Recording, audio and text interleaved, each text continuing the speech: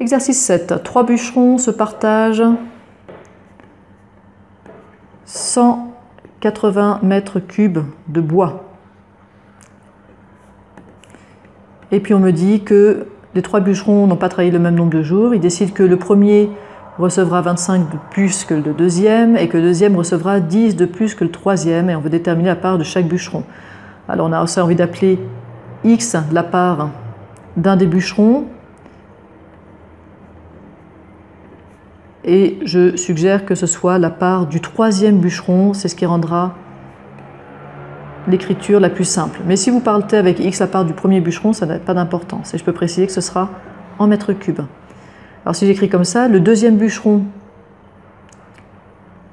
reçoit 10 de plus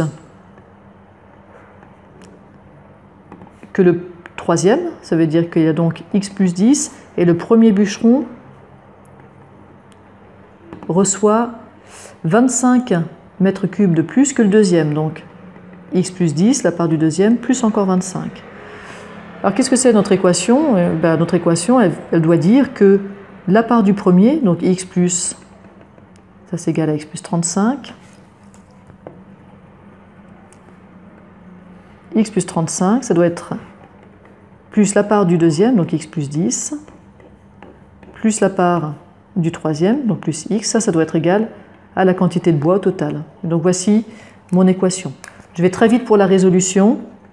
Je rappelle, ce qui est important, c'est de bien noter ce que représente X, d'avoir modélisé avec une équation.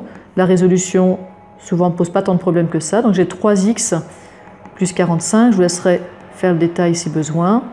Ce qui veut dire 3x égale 135.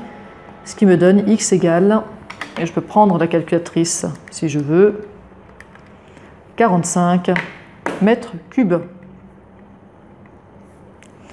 Et je n'oublie pas, c'est la dernière étape, elle est fondamentale, de répondre à la question. Quelle était la question?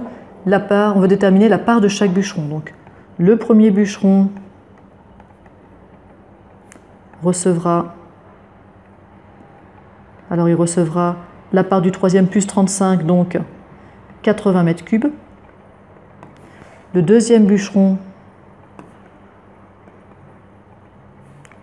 recevra la part du troisième, c'est-à-dire 45 plus 10, donc 55 mètres cubes. Et le troisième recevra 45 mètres cubes.